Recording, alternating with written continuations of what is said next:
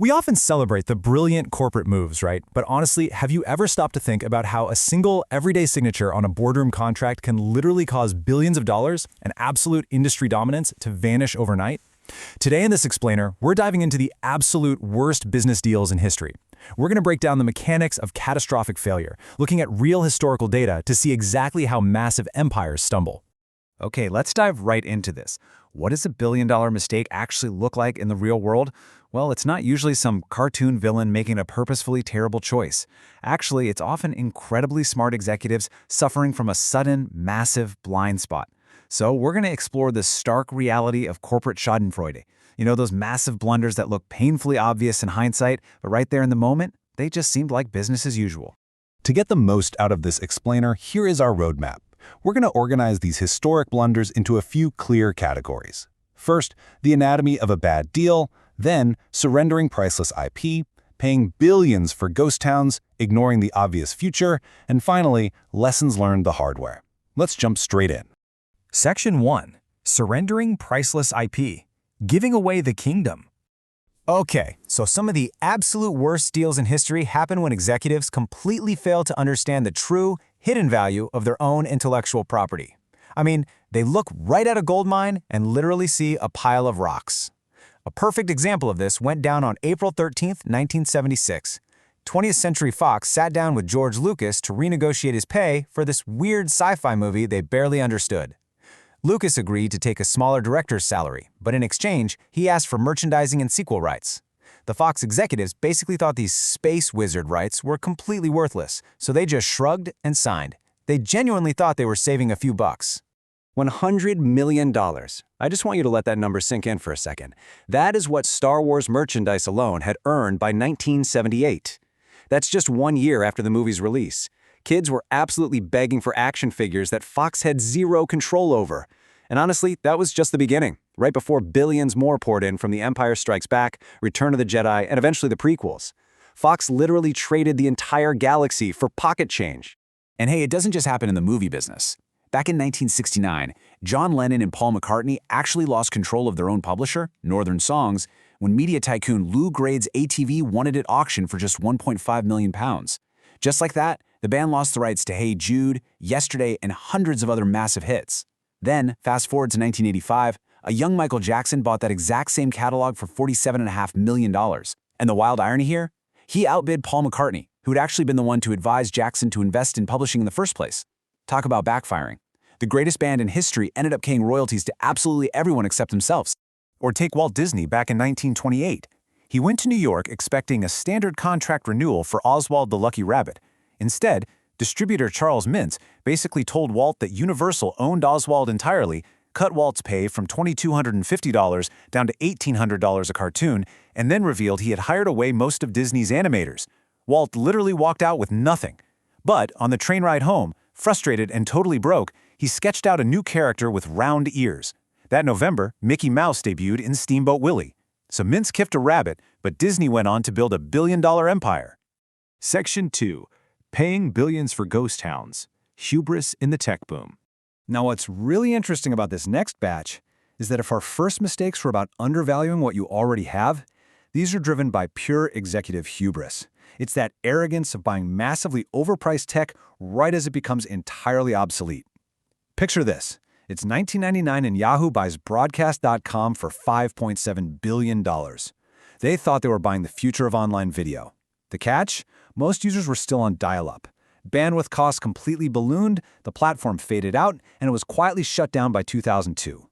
Mark Cuban, Broadcast.com's co-founder, walked away a billionaire while Yahoo got a ridiculously expensive lesson in timing. And as you'll see, they definitely aren't the only ones on this list. $8.8 billion. That is the jaw-dropping write-down HP had to take just a year after buying a company called Autonomy for $11.1 billion. HP CEO at the time, Leo Apotheker, promised this deal would magically reinvent the printer and PC giant into a sleek software powerhouse. Instead, internal reviews found massive revenue gaps, auditors flagged irregularities, and nearly the entire purchase price was just completely erased. A blue-chip company literally tripped over its own massive ambition. And even a giant like Google isn't immune to this stuff. They bought Motorola Mobility for a massive $12.5 billion, hyping it up as this brilliant move to supercharge their hardware and protect Android. But the reality? Motorola was bleeding over $1 billion a year. Even after Google tried rebooting the whole lineup with the Moto X and Moto G, they eventually realized they simply couldn't keep up with Samsung and Apple's profit margins. So, they sold Motorola to Lenovo for just $2.9 billion. Over $9 billion completely evaporated, all because Google realized they didn't actually need to be a phone company, they just needed better math. Then there's Microsoft. In 2011, Microsoft CEO Steve Ballmer boldly stated, Skype will transform communication across Windows, Xbox, and mobile. But the numbers behind the scenes? Incredibly shaky. Skype only had about 170 million active users at the time and was losing money every single quarter. While Microsoft rushed this clunky integration where code clashed and calls kept dropping, nimble competitors like FaceTime and WhatsApp were absolutely exploding in popularity. Microsoft paid $8.5 billion for Skype, just a massive historic purchase price. But what makes this deal truly one of the absolute worst isn't just that massive price tag. It's the painfully ironic twist of what Microsoft ended up doing next. See, while Skype was failing, inside Microsoft, another platform called Teams was quietly growing in the background. And this brilliantly illustrates our point, because Teams offered features Skype just couldn't match. By 2017, Teams actually absorbed Skype for Business, and by 2021, consumer Skype was fading out entirely. Microsoft paid billions for a service that they themselves completely replaced with their own superior, internally developed product. Let's move to Section 3, Ignoring the Obvious Future, Blind Spots to Innovation. It's crazy, but some companies have the actual revolution sitting right in their lap, and due to massive corporate blind spots, they practically hand the future straight over to their competitors. Take December 9, 1979. Xerox invited a young Steve Jobs to tour their Palo Alto research center. Inside, Jobs literally saw the future. A graphical user interface, a mouse, a desktop screen. Xerox scientists had built all of it years earlier. But Xerox executives barely even noticed. They were entirely focused on copiers. Jobs took those ideas back to Apple, shaping the Macintosh.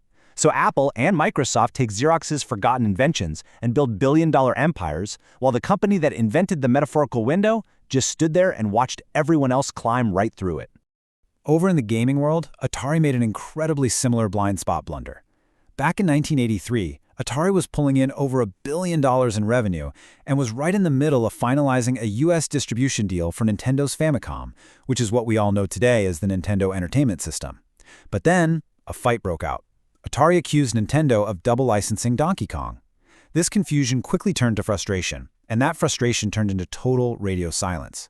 Atari just let a locked deal collapse right as the video game crash was hitting them hard. Because Atari walked away, Nintendo just moved forward alone. They launched the NES in 1985 and sold over 60 million units worldwide. 60 million! Leaving Atari sitting on the sidelines, watching the entire future of home entertainment unfold on a console that they had practically owned just 2 years prior. No way, right?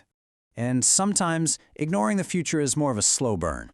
Take the NBC and Hulu partnership. In 2019, NBC gave Disney operational control of Hulu, but they kept a 33% stake with a guaranteed minimum payout of $5.8 billion. Sounds like a pretty safe bet, right? But then the great streaming boom hit. NBC launched its own service, Peacock, and started pulling all its hit shows off of Hulu. By shrinking Hulu's library, they were actually hurting the very asset Disney would eventually buy from them. In 2023, Disney bought NBC's stake for $8.6 billion, completely securing a monopoly. NBC thought they were just offloading a side project, but in reality, they inadvertently funded Disney's streaming empire and were essentially paying rent on the road they built. Which brings us to Section 4, Lessons Learned the Hard Way, Surviving Corporate Blunders. So the crucial point is, what do we actually learn from all of this? Let's bring it together. First, never underestimate the hidden value of your own intellectual property. Seriously, just ask Fox about Star Wars.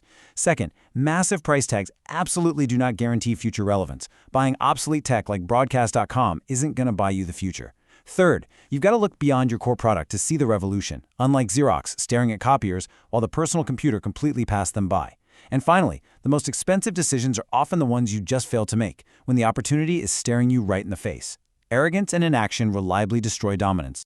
What is the most expensive decision you are failing to make today? Where exactly are your blind spots? Keep these historical blunders in mind, because as we've clearly seen in this explainer, the cost of standing still can easily run into the billions. Thanks for joining me, keep learning, and I'll catch you next time.